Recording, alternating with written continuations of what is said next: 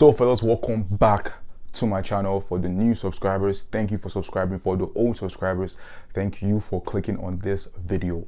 So in today's video, I'm going to be discussing the 5 downsides of starting your agency on Upwork. Now, I know I made a video last week talking about why you should start your agency on Upwork, but obviously there's going to be a good side and there's going to be a bad side to everything, man. So without wasting time, let's jump straight into it.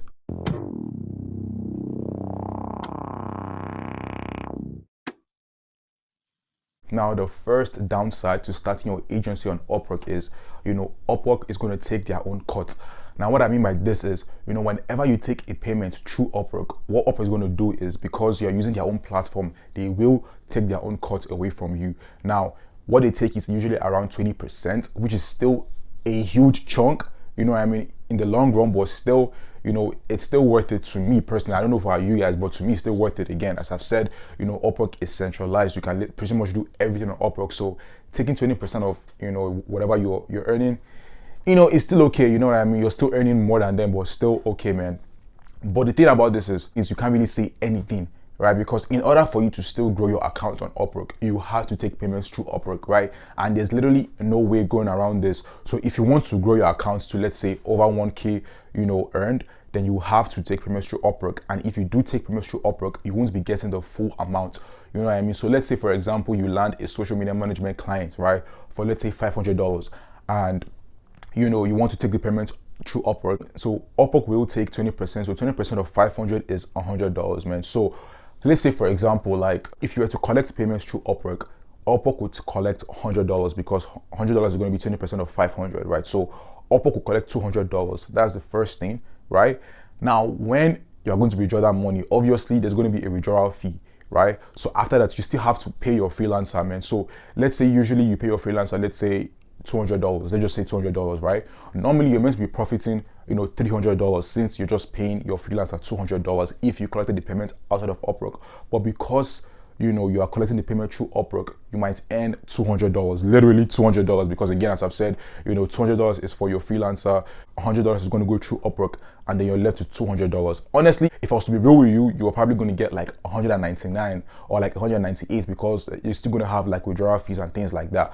So yeah, that's the first downside. The second downside to this is, fellas, if you get banned on Upwork, you are never coming back on Upwork again.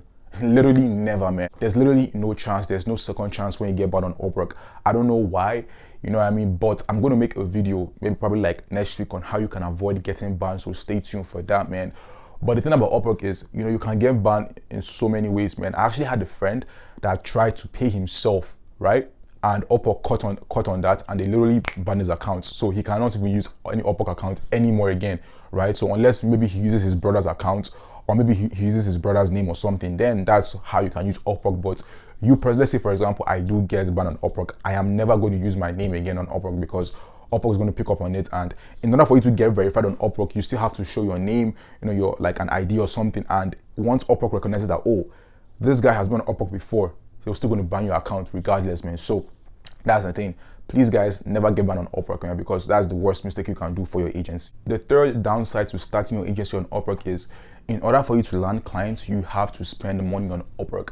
Now, why I say this is a downside is because I know some people might not have the funds, right, for them to stretch out for a month of, sending out 10 proposals every single day. Because again, in order for you to land clients on Upwork, you have to be consistent with your outreach.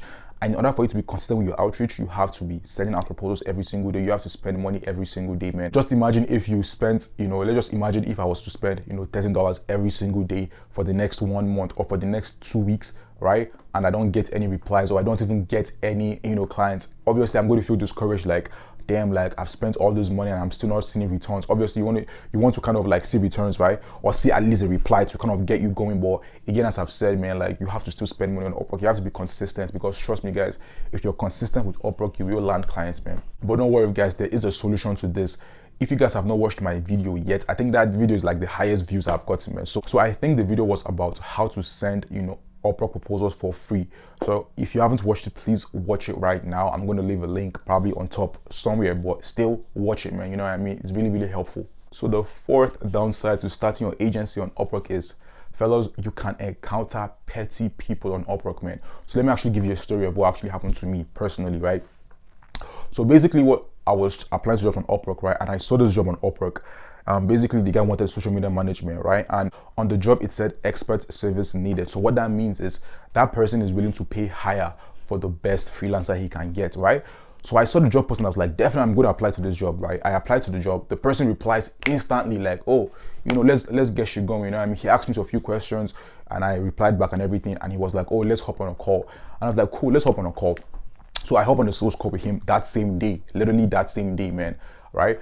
And we're through the call, we're talking and everything, try to understand the guy's business and everything, right? Now, usually at the end of the call, the client or the prospect always brings up the price, usually, right? So at that point where it's time for the person to bring up the price, he doesn't bring up the price, right?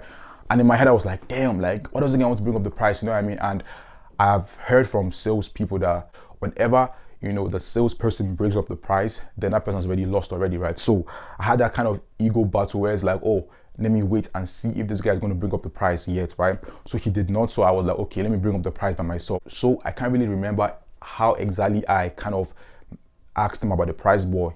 He basically asked me what the price is, right? And I told him, oh, the investment, I literally use investment. I didn't even say fee. I was like, the investment for this service is $500, right? And immediately I said $500, right? He tripped. He was like, why are you wasting my time? He said that tripping. And I'm like, why are you wasting my time? Why are you doing this, bro? Nah, it's not fair, blah, blah. And I was confused, like, I don't understand. And before I could even try to explain myself, like, why this, right? He cut the call, right? And guess what he does next? He now goes to my Upwork messages, right? And now says in all caps, no, I will not message you outside of Upwork. So what basically what he was trying to do, he was trying to make Upwork kind of suspend my account or ban me, right? So in my mind, I was like, why, bro? Like, even before I tried to even say anything, like, the guy already blocked me, so I couldn't even message the guy back. See, and the thing was, like, I was not even angry, honestly. Like, I was actually laughing this shit off, man. Because honestly, like, I wanted to tell him that next time that you have to put on your job that you're looking for the lowest rate possible, because what he posted on there was $100 job, right?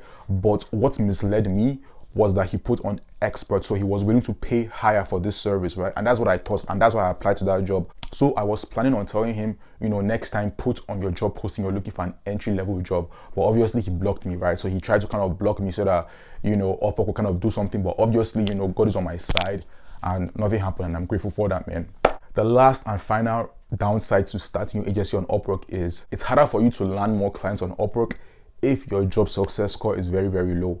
Now, take it from me, guys, like, I made the mistake, man, and I'm going to probably post a screenshot of my profile right now. I think I have a 24% job success score, so that is very, very low. Now, guys, the mistake I made on how I got my job success score to below 24% was, I took my payments through Upwork, man, and obviously, because I had no experience coming into this agency world, and I was doing my own thing, so obviously, like, the reviews I got probably now made my job success score to be that low.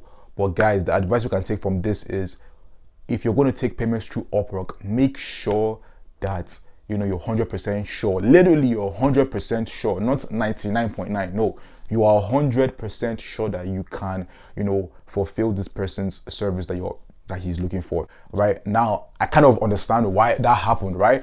But in my defense, in my own defense, is like the reviews I guess does not equate to the job success score, right? But it is what it is. So I am definitely going to make a video on how to increase your job success score if it's low, man. Obviously, I have to do it first for me to upload a video, right? So I'm definitely going to do it, man. So yeah, guys, I really hope you take heed. I really hope you enjoyed this video, man. Like, honestly, guys, like, these are the downsides, but obviously, like, the downsides and the good side, I don't know, like, to me the good side is still better than the downsides, man. You know what I mean? So yeah, still start your agency on Upwork. Take it from me, still start your agency on Upwork, man. Let's get these clients, let's get that financial freedom we always wanted, man. So yeah, I really hope you enjoyed this video.